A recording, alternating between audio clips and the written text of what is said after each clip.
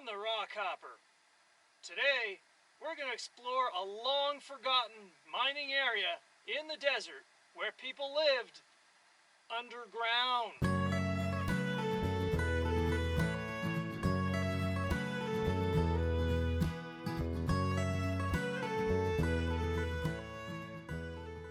The Mojave Desert holds tight within its clutches many secrets and reveals them only to those who are willing to get off the beaten track and explore its vastness. Hidden within a remote corner of the Mojave is an enigma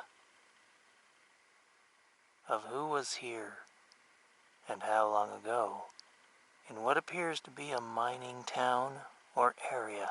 Out here, temperatures in the summer are routinely in the hundreds.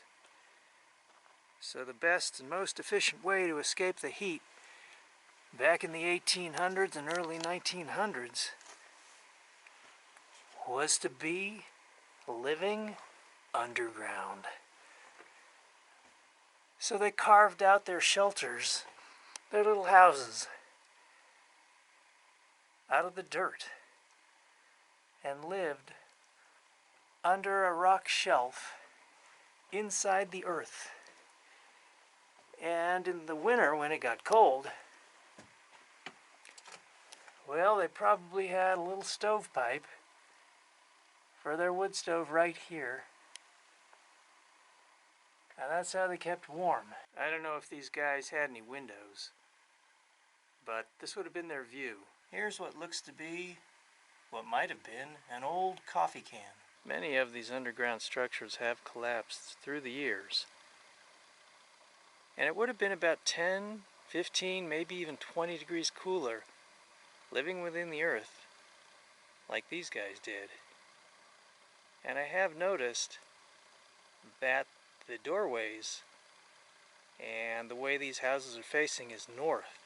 So they would be really sheltered from the sun. Today they're not very tall inside, but that's probably because the earth has filled in the bottom through numerous rains and bringing silt and mud inside.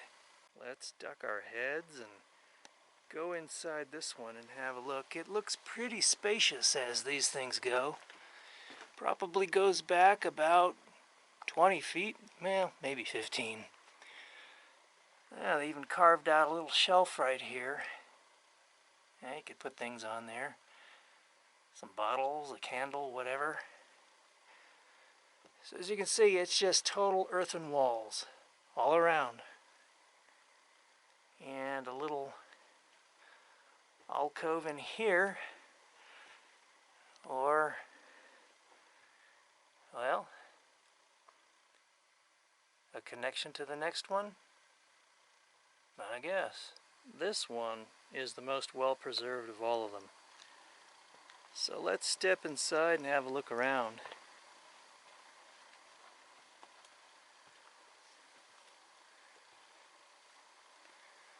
Well, it had a wooden roof. Looks like the pack rats are nesting up in there now. And a pretty sturdy beam there. Nice big beams.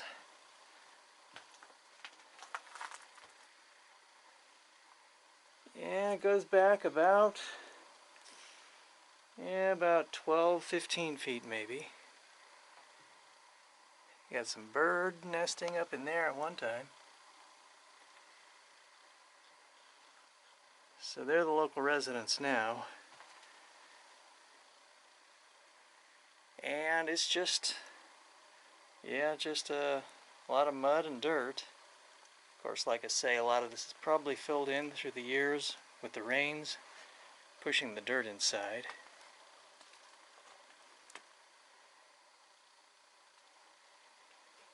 This one's still got a screen. So I guess they didn't have windows, they had screens.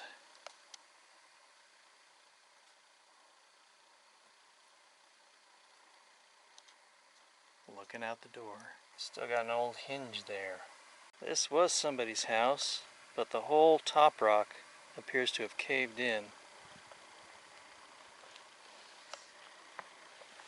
And there's a look inside of what's left of this house. So there was this whole little community right here of people living underground.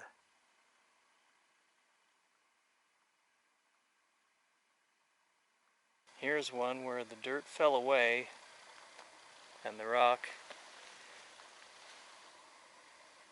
We'll go around and go to the front door and have a peek in. Well, this is interesting. They had like their own little walkway here to their front door.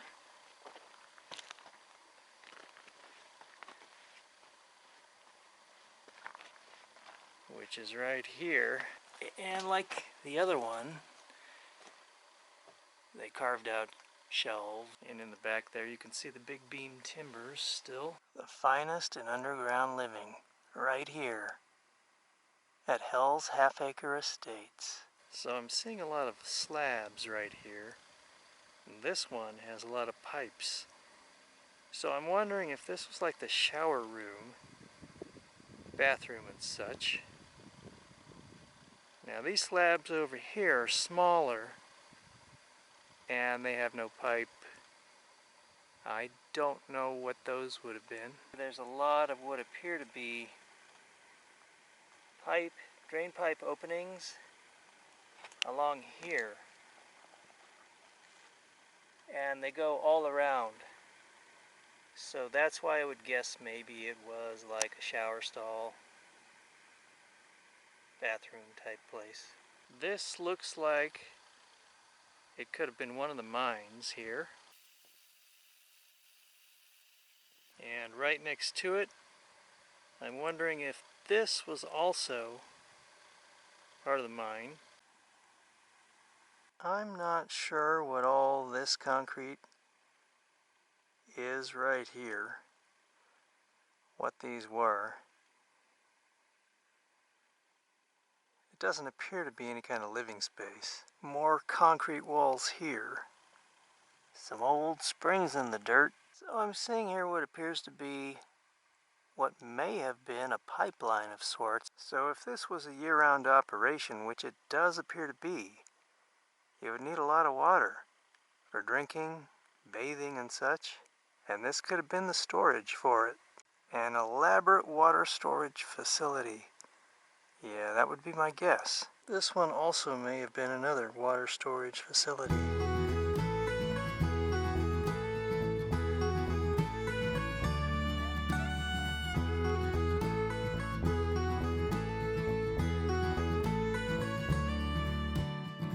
And you got a little old kiln-baked ceramic pipe. Looks like it would pour off the liquid down into what may have been a holding tank. I'm not sure what they may have been mining here. Of course, the miners were looking for the big dollar items like gold and silver, but there were other things mined as well, like copper, lead, possibly zinc, and other metals. A couple more houses here. Let's take a look inside. These might have been the low rent houses. I say low rent because these guys have doorways that are facing southeast. So they wouldn't have as much protection from the sun as the other guys. This one looks really barren. Nothing much in here. Just some old nails with some wires on the wall there. Looks like this was once a living space at one time. Another one of those little underground houses. And right next to it is this one.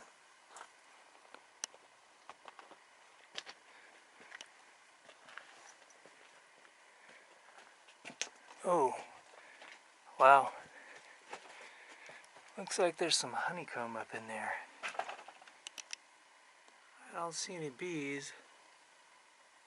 So, have a look at all that honeycomb. And this one still has the wooden roof above in pretty good condition. Some paper tacked to the wall there. Maybe they covered the insides with wallpaper. And over here, they nailed some kind of paper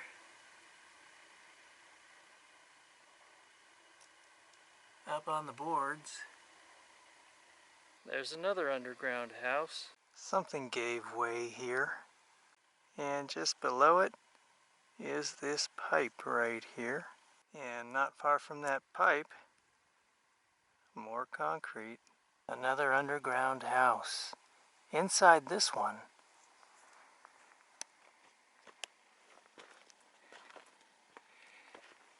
is an old tree, and it's dead. So this place is so old that a tree sprouted and grew and lived out its entire lifespan and died right here.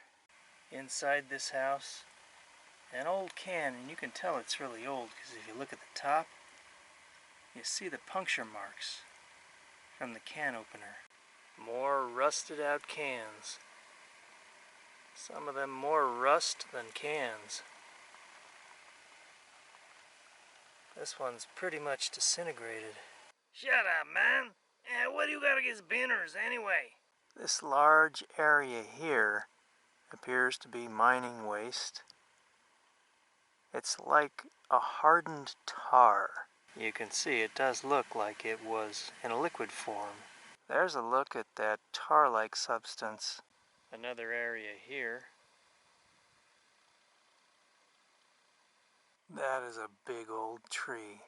Looks to be a cottonwood. Boy, I wish that thing could talk. The stories it would have. I wonder what it saw. I wonder what kind of activity was here. All the crazy things that may have happened. I wonder if anybody was hanged on that tree.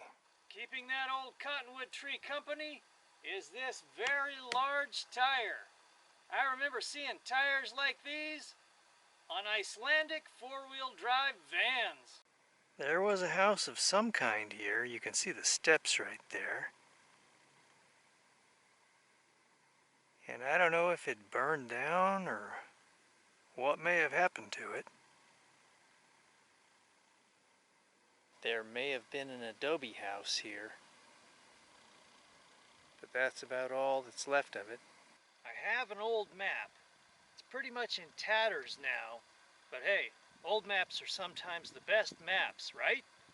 And it makes no reference to anything over here in the mining area that we just looked at, but it does have an indication that there may be a cemetery nearby, somewhere out in this area out here. So,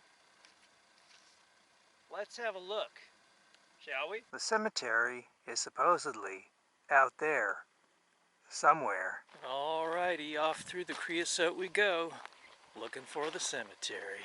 Old cans and pieces of metal along the way, wire and whatnot. Up ahead there, I'm seeing what looks to be railroad ties or some kind of fence. I'm gonna shoot for that. Getting closer to that fence now. Check it out. Looks like we found a cemetery. Rosalie Cemetery, huh? So I wonder if that area I just explored was actually called the town of Rosalie.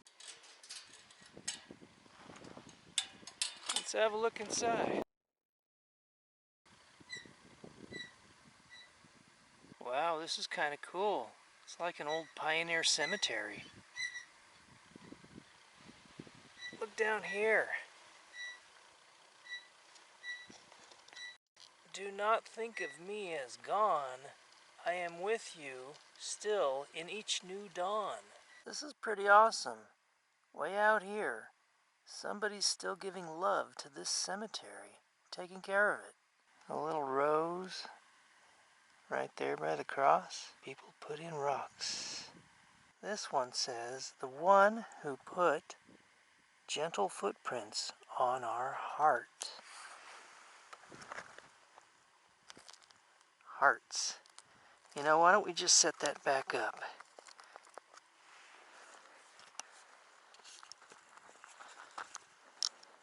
There, that's better. Looks like it was just a baby. This is so cool. Somebody hand painted all of these no longer by our side, but forever in our hearts. And then you go down here, every tear we shed for you becomes a star above. You stroll in angel's garden, lit by everlasting love. This is really cool. Somebody places old artifacts and whatnot here. An angel in the Joshua tree. This one says, life may last for a moment. Memory can make that life last forever. Read that one. This one says, may you always have an angel by your side. We should all have that. I hate to have to point out that whisper is spelled wrong, but I applaud the effort. Just whisper my name in your heart, and I will be there. An old can of some kind, beneath the sun symbol on the fence. Though here at journey's end I lay in darkness buried deep, beyond all towers strong and high, beyond all mountains steep, above all shadows rides the sun, and stars forever dwell. I will not say the day is done, nor bid the stars farewell. Look at the cemetery.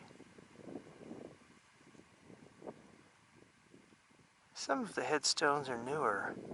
I wonder if they were descendants of the pioneers. Look at that little shelf with rock collection there.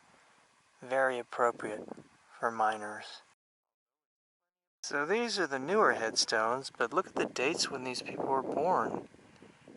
1911, 1888, 1876, 1918, 1914. Joseph Reiser, 1887 to 1908. On the side of Joseph's headstone, the voice I loved is forever stilled. A place is vacant in my heart, which never can be filled.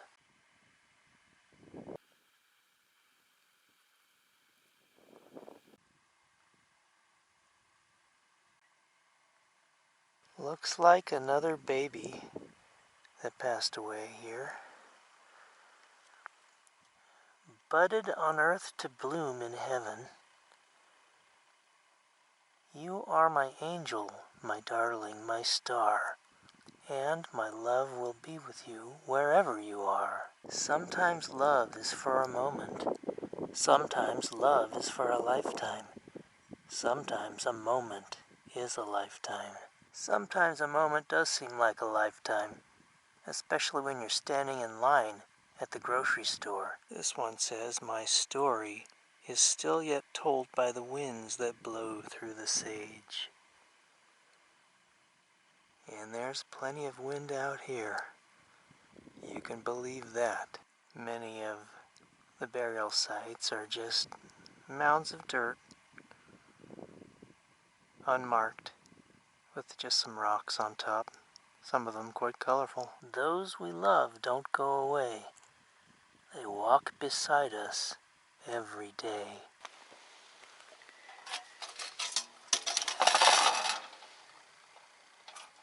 Well, let's put this back up somewhere. Though my body be in darkness, I will rise in perfect light. I have loved the stars, to be fearful of the night. Maybe it won't blow away now.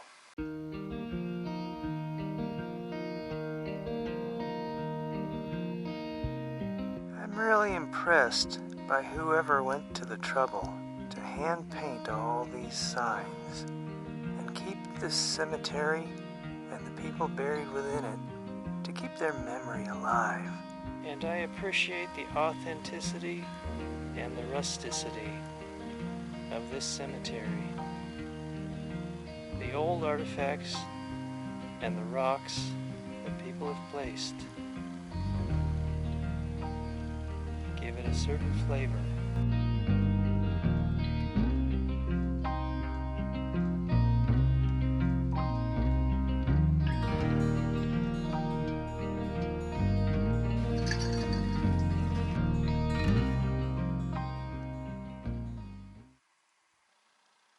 hope you enjoyed exploring the forgotten mining area and the remembered cemetery of Rosalie, deep in the Mojave Desert. You keep on subscribing, and I'll keep taking you to intriguing finds in remote areas. Until next time, this is Rockhopper. I'll see you again.